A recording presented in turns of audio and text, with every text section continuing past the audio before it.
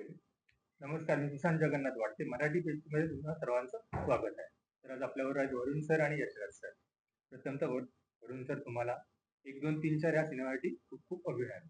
Thank you. प्रथमतः प्रश्न माझा हा असा आहे, की 1, 2, 3, 4 हा एक टायटल हे तुमचं कसं सुचलं तुम्हाला? फिल्ममध्ये सिच्युएशन अशी आहे, की सायली आणि समीर नावाचा कपल आहे आणि त्यांचं नुकतंच लग्न झालंय आणि विदिन अ 1 मंथ 1-2 मंथ्स ॲक्चुअली असं लक्षात येतं, की ती प्रेग्नंट आहे आणि ते पहिल्या सोनोग्राफीला जातात आणि तिथे त्यांना लक्षात येतं, की त्यांना 4 बाळं होणार आहेत. तर ते 4 बाळांचं हे 1, 2, 3, 4 हे कॉइन केलेलं आहे आणि असं वाटत होतं, की मी ही फिल्मची हे झाली, कनेक्शन झालं फिल्मचं.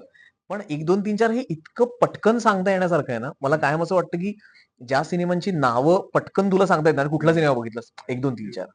कुठला सिनेमा बघितला, की नाळ बघितला मी असं. तर जितकं ते सिंपल असेल ना, तितकी ती पब्लिसिटीसाठी म्हणून पण आणि एकमेकांना सांगायला पण खूप सोपं जातं. आणि वरून तर तुम्ही तर आधी मुरांबा पण केलाय. हा हो. सिनेमा फॅमिली ड्रामा आहे. आणि ह्या ज्या कॉन्सेप्ट तुमच्याकडे येतात, तुम्ही खूप अप्रतिम तुमचं दिग्दर्शन आहेच. कारण की आम्ही पाहिलेलं आहे. मग हे प्रेक्षकांसाठी आणि आता आपले जे चाहते आहेत, बरोबर आहे. आणि पहिला टीजर आहे आपला जो केला त्याच्यावर. एक समीक्षा प्रत्येकाकडे एक रिव्ह्यूज आलेले, बरोबर. आणि आता यशराज सर पण आपल्याबरोबर काम करतायत, बरोबर. त्याच्यानंतर जसं तुमचा अनुभव तुम्ही दोघं एकत्र आलेला आहात. तुम्ही दोघांची जोडी कशी तुम्ही यंगस्टर आहात, तुम्ही यंगस्टरसाठी खूप प्रेरणादायक आहात. तर तुमच्या दोघांमधले जे बॉन्ड आहे, हे काम करताना कसं होतं? आमचं तर खूप कोऑर्डिनेटिव्ह होतं कारण मी तेच म्हटलं की this was the one of the few times जिथे मी पहिला ड्राफ्ट पाठवला आणि तो अप्रूव्ह झाला आणि इमिडिएटली आम्ही गाणं कम्प्लीट करून घेतलं. युजली बॅक अँड फोर्थ खूप होतं, म्हणजे मी बँड वर्क करतो तिथं जास्त, तर त्यात खूप होतं पुढे मागे. पण हे क्रिएटिव्हली आम्ही दोघं एकाच पेजवर असल्यामुळे आणि मी मुरांबा आधी बघितल्यामुळे मला ह्या दिग्दर्शकाचं विजन कसं आहे, बरोबर. कुठल्या टाईपचा कोअर कुठल्या झोन मध्ये आहे, जसं त्यांनी मला नरेट पण केलं, सीन नरेट केला होता आणि मला एक स्टोरी सांगितली होती की बाबा असं असं होतं आणि मग त्यांचं काय होतं, दॅट इज द स्टोरी आणि तुझं गाणं ह्या पॉइंटला येतं. तर त्यांनी ते मला समजून टाकलं नीटपणे आणि मला त्यांचं वाईब माहिती होती. तर ती आणि मला आवडत होती. तर त्याप्रमाणे काही एवढा वेळ लागलाच नाही. पण इफ कुठल्या डिरेक्टरला तुमचा फर्स्ट ड्राफ्ट जर का आवडत आवडत असेल, म्हणजे तुम्ही दोघं सेम पेजवर आहात. म्हणजे त्याच्यात जास्त विचार करायची गरज नाही आणि आम्ही तोच फॉलो केला. कारण की एक म्युझिक दिग्दर्शक असणं, त्यावेळी कसं एक म्हणतो ना फर्स्ट ड्राफ्टमध्ये फायनलाईज होतात. हो. आणि दादा तुझं तर काम ऑब्व्हियसली सगळे Instaवर सगळेच पाहतायत. एक फर्स्ट व्हायरल कंटेंट पासून ते डायरेक्टली आपण एका मराठी सिनेमाला गाणं देतो. तर तो टायटल ट्रॅक करतो. व्हायरल ट्रॅक पासून आणि पहिलं गाणं, ह्यातली जर्नी कशी होती? म्हणजे आता हे बाहेर येईपर्यंत म्हणजे एक मला जाणवलं की तिथे मी जे छोटे गाणी करतो, Instagramवरती छोटे व्हिडिओज बनवतो, ते असं असतं की मला आज सुचलं, मी संध्याकाळी बनवलं आणि उद्या टाकलं. इतकाच वेळ असतो त्याच्यामध्ये. ह्याच्यात फक्त फिल्म मेकिंग अशी गोष्ट आहे की हे कॉन्टेक्स्ट त्यांनी कधीतरी लिहिलं असणार, हा सीन कधी लिहिला असणार, मग मी त्याच्यावरती रेकॉर्ड करून गाणं बनवलं. मग त्यांनी शूटिंग सुरू केली, मग ते गाणं बनलं, मग इव्हेंच्युअली आता जाऊन रिलीज होतंय. तर it takes a while. Film making as a process only takes a while. तर त्यात थोडं मी मध्ये मला वाटलं की आता आपलं गाणं गेलं माहिती येतं की नाही, कारण आधी मी एक गाणं बनवलं होतं एका फिल्मसाठी, मराठी फिल्मसाठी, की ते गाणं कुठे माहित नाही, फिल्म कुठे माहित नाही, डिरेक्टर कुठे माहित नाही, गेलं आणि अजूनही मला माहित नाही कुठे. तर त्या मधला काय मग एवढा मेजर फरक आहे त्यात, जो एका छोट्या कॉन्टेंट मध्ये आणि एका फिल्म म्युझिक आणि मध्ये. रिस्पॉन्ससाठी पण ना, म्हणजे तू जे तयार रिस्पॉन्स केलं असतं ते तू एक्झॅक्टली, टाकतोस आणि लगेच रिस्पॉन्स पण लगेच मिळतो. कळतं, कॉमेंट मध्ये कळतं. हो. कारण की जे आता गाणं ऑब्व्हियसली गाण्याचं टायटल जे दिलेलं लव्ह बघा ते खरंच अप्रतिम आहे. कारण की प्रत्येक तुझा कंटेंट एवढा 2 मिनिटात व्हायरल होतो आणि एक एक एक बोलतो ना एक कनेक्शन आहे त्या प्रत्येक कंटेंट. आणि एक लास्ट व्हिडिओ पण तुझा पाहिला, एक लहान मुलीचा होता, आज संडे आहे. कळलं. ते कसं एक कनेक्शन आहे. आणि ह्या गाण्यात पण सेम असं वाटत नाही की ह्यासाठी काय मेहनत नाही. हे तुझा एक तो जॉनर आहे त्या पद्धतीने खूप छान पद्धतीने प्रेझेंट इट इज झालेला द सेम टाइम. ते जसं म्हणले ना की आहे. फिल्मचं नाव बघायचं 1, 2, 3, 4 मुरांबा, हम्म. की पटकन सांगता आलं पाहिजे. म्हणून मी मी पण जे it is the same theory that I follow in taking my dialogues also, की बाबा आज तो संडे आहे, माणसाच्या बोरिंग डे, बोरिंग पीपल, बरोबर. हा पाडी हो रही है. हे असे हे जे टर्म्स आहेत ना, ते जेनेरिकली लोकांना युज करायला सोपे जातात पहिले तर. आणि that is why it make sense की तर मी खूप मोठा असं मी केलंय ऍक्च्युली 1-2 ट्रॅक्स मध्ये मी खूप मोठा डायलॉग घेतला आणि मग तो पूर्ण कॉन्टेक्ट संपेपर्यंत लोक थकून जातात आणि ते इट इज नॉट डोक्यात नाही राहत. हुक होण्यासाठी इट इज व्हेरी सिम्पलिस्टिक गोष्टी सिंपल गोष्टी जितक्या जास्त इम्पॅक्ट पाडू शकतात तितक्या कॉम्प्लेक्स गोष्टी नाही पाडू शकत. जसं उदाहरणार्थ बरं तुम्हाला हा सिनेमात अप्रतिम कलाकार आहेत, बरोबर. त्या सगळ्यांबरोबर असलेले आपले दोघंही दिग्गज कलाकार, निपुण पण आहे, वैदेही पण अप्रतिम काम करते आणि मृणाल पण आहे. ह्या सगळ्या जोड्यांना एकत्र करून काम करताना किती दडपण होतं, की किती मजा आली. कारण की कलाकार अप्रतिम आहेत, ह्यांना हाताळणं खरंच डेंजर गोष्ट आहे. कारण की ह्यांच्यावर काम करणं म्हणजे प्रॉपर सगळं सेटअप असतो आपला आणि ऑब्व्हियसली तुमचं एक दिग्दर्शन म्हणजे सगळ्यांनाच आवडतं. मागचा सिनेमा, हा सिनेमा पण. ह्यांच्यावर काम करण्याचा तुमचा अनुभव कसा होता? मला वाटतं ना आता यशराज शेजारी बसलाय म्हणूनच मी नाही सांगत आहे. पण हं, ते ते ना संगीत दिग्दर्शकाचं ज्या पद्धतीने आहे ना, की वेगवेगळी इन्स्ट्रुमेंट्स असतात आणि हं, तशाच पद्धतीने ॲक्टर्स असतात, हं, की प्रत्येकाचा एक वेगळा सूर असतो आणि हं, तो सूर आहे त्या माणसामध्ये. मी सूर ॲज इन मी म्हणतोय, की हं. लूक आणि फील बरोबर. संगीतकारासाठी तो सूर असतो. हं, पण आमच्यासाठी तो लूक अँड फील, त्याचं बोलणं, त्याचा अपीअरन्स हे सगळ्याच गोष्टी असतात. तर तशा ज्या पद्धतीने हा वेगवेगळ्या इन्स्ट्रुमेंट्सकडे पाहत असेल, त्या पद्धतीने दिग्दर्शक हा वेगवेगळ्या ॲक्टर्सकडे पाहतो, की याच्याकडनं मला हे घ्यायचंय, त्याच्याकडनं मला ते घ्यायचंय. ते या पात्रासाठी आहे. आता या फिल्ममध्ये बघायला गेलं असतं, मृणाल कुलकर्णी आहेत, ज्यांच्यासोबत मला काम करायची प्रचंड इच्छा होती. कारण आपण त्यांचं काम पाहिलेलं असतं. त्यांचा वेलकम होम सारखा एक सिनेमा आहे, जो सुमित्रा भावे आणि सुनील सुक्तनकरांनी दिग्दर्शित केला होता. त्याच्यामध्ये त्यांचं अप्रतिम काम आहे. सो अशी काही त्यांची कामं आहेत, जी पाहिलेली असतात आणि वाटतं, की अरे, यांच्यासोबत काम करता आलं तर म्हणजे मला नव्याने काहीतरी शिकायला मिळते. तसंच सतीश हं, आळेकरांसोबतचं आहे किंवा आता ऋषिकेश जोशी असेल. ऋषिकेश जोशीचं टायमिंग, त्याचं बोलणं हे इतकं वेगळं आहे, की तो एक भन्नाट सूरच लावतो त्या सीनमध्ये. हं. तर मग त्याचं मला काय करता येणार आहे? हे माझ्यासाठी खूप अत्यंत उत्सुकतेची गोष्ट असते. सो असं आहे. शैला ताई आहेत, ज्यांनी ऋषिकेश जोशींचं बायकोचं काम केलंय. निपुणच्या त्या आई आहेत. त्या खूप सिलेक्टिव्ह काम करतात. तर त्यांच्यासोबत काय होईल? आणि पुन्हा वैदेही आणि निपुण सारखी अत्यंत अनयुज्युअल जोडी, की जी अशी पाहिलेली नाहीये कोणीच. म्हणजे वैदेहीला आपण म्हणूया सुबोध भावेंसोबत पाहिलेलं आहे. काशीनाथ घाणेकरमध्ये किंवा झोंबिवलीमध्ये आमेयसोबत पाहिलंय.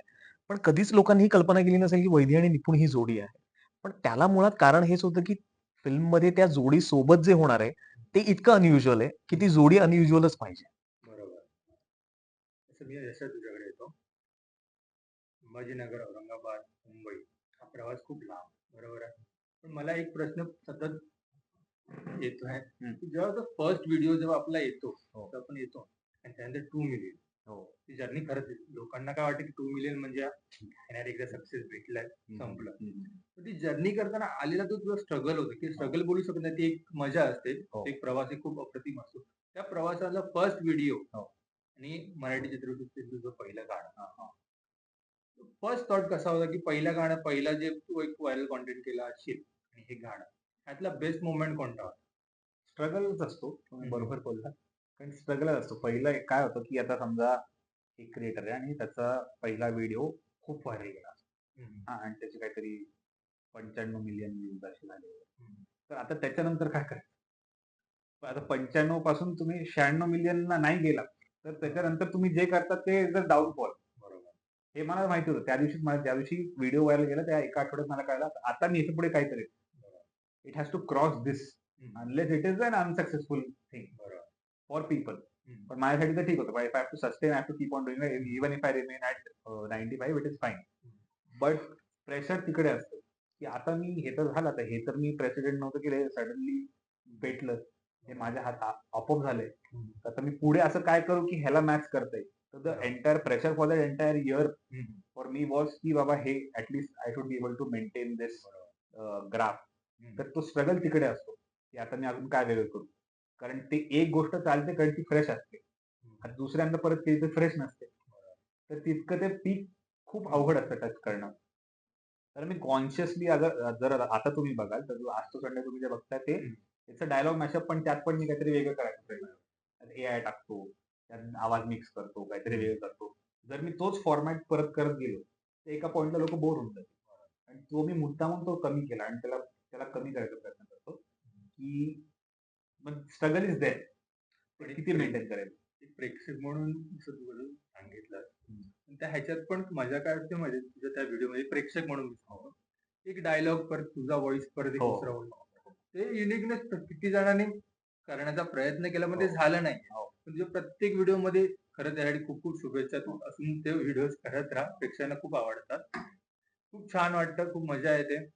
आणि या स्ट्रगल पिरियड नंतर तू 2 दिग्गजांना भेटलेला आहेस, रेहमान सरात, हो, लकी अली सरात. तर हो. दोघांचा अनुभव म्हणजे खरंच प्रत्येक एक म्युझिक करणाऱ्या व्यक्तीला आपल्याला वाटतं, की ह्या दोघांकडे रेहमान करायचं. सरांकडे तर पोहोचायचंच आपल्याला. काही 100%. करून आपलं गाणं एक शब्द इथे पोहोचला पाहिजे.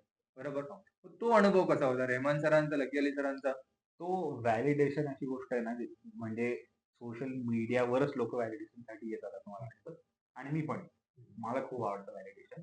स्पेशली ते जेव्हा अशा लोकांकडनं येतात ज्यांना मी ॲडमायर केलंय लहानपणीपासून.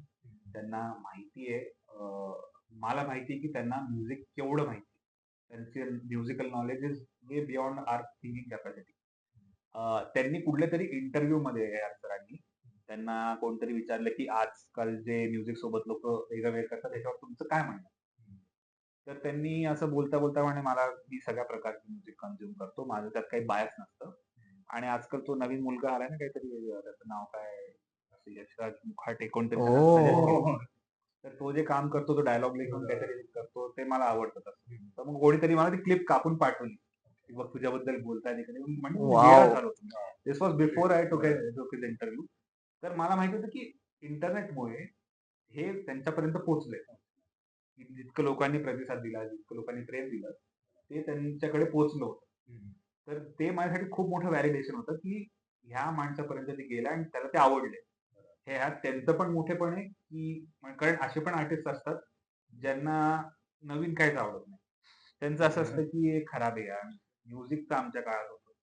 आजकाल लोकं काही करतायत आणि इतके व्ह्यूज हे सगळं खराब आहे. जगच पूर्ण गेलंय. असं. मोठे जे आर्टिस्ट असतात दे आर व्हेरी अडॅप्टिव्ह. नवीन कुठली गोष्ट असेल तर त्याला ते रिजेक्ट करत नाही. त्याला ते एक्सेप्ट करू शकतात कारण त्यांना त्याच्या मागचं क्राफ्ट समजतं. मला अनु मलिक सरांनी पण फोन करून हेच सांगितलं होतं, की "बाबा हे तू करतोस these are all funny tracks. पण आय कॅन सी दॅट तुला संगीतातली समज आहे. ह्याच्यात जे तू स्ट्रक्चर फॉलो केलंय it looks like a song. It feels like a song. That is why it is good to listen to." तर विशाल भारद्वाज सरांनी पण मला एकदा कॉल केला होता. त्यांचं पण हेच म्हणणं होतं, की हे फनी इज वन थिंग पण गाणं तुला समजतं हे आम्हाला त्यातनं कळालं. म्हणलं येस हेच पाहिजे तुम्हाला. बरोबर. की तुम्हाला तेच कळायला पाहिजे. आणि eventually that turn into this opportunity म्हणजे ह्या लोकांना पण ते दिसून येतं. तेव्हा त्यांना कळालं असेल की बाबा हे जमतंय याला पण हा मग कदाचित गाणं पण करू शकतो. ह्याच्याशी बोलून बघू. तर तशी अपॉर्च्युनिटीज ओपन अप होतात. बरोबर. जर उदाहरणार्थ आता तू हा स्ट्रगल सांगला रेहमान सरांचा आहे, लकी अली सरांचा आहे. तर तुम्ही तुमच्या पद्धतीने आज सिनेमाबद्दल सांगताय. आपण सिनेमासाठी भेटलेलो आहोत. पण ह्या वेळी माझा एक प्रश्न असा आहे, की येणारे जे आगामी चित्रपटाचे दिग्दर्शक असतील, न्यूकमर्स असतील, न्यूकमर्स आता रीलचा जमाना आहे. तुमच्या दोघांची मतं काय असतील, की आगामी येणाऱ्या त्या सर्व नवयुवकांना तुमचा एक मेसेज काय असेल? दोघांचाही. एकत्र तुम्ही सांगितलं हां. तरी चालेल. सांगा, सांगा. तरी चालेल. मला असं वाटतं ना, की दिवसेंदिवस या सगळ्याच गोष्टी सोप्या आणि अवघड अशा दोन्ही होत जाणार आहेत. कारण आता टेक्नॉलॉजी इतकी जास्त सिंपल आणि प्रत्येकाच्या हातात गेलेली आहे, की प्रत्येक जण एक्सपेरिमेंट करून बघणार आहे. सो आधीची जी सगळ्या गोष्टी जितके डिरेक्टर्स होते, जितके सिनेमॅटोग्राफर्स होते, जितके इंटरव्ह्यू घेणारे होते, त्याच्या सगळ्यामध्ये कित्येक पटीने गोष्टी वाढणार आहेत. सो ही चांगली बाब पण आहे. कारण प्रत्येकाला ते एक्सप्लोर करता येणार आहे. आज माझ्या पिढीमध्ये खूप जास्त कमी होतं, की माझ्या इव्हन यशराज पण ते ॲग्री केलं, की यशराजनी पण एक सिक्युअर्ड गोष्ट घेतली आणि मग तो या क्षेत्रात आहे. आता त्या सिक्युरिटीची माझ्या पुढच्या पिढीला गरज चिंता नाहीये. त्याला जर का कॅमेरा घेऊन एक्सप्लोर करायचं तर त्याचे आई-वडील म्हणणार आहेत, की "तू कर एक्सप्लोर याच्यामध्ये करियर होऊ शकतं." पण तसे भरपूर जण येणार आहेत. सो या दोन्ही साइड आहेत त्याला, की तुमचं वेगळेपण असलं पाहिजे, ते तुम्ही शोधलं पाहिजे, ते तुम्ही टिकवलं पाहिजे.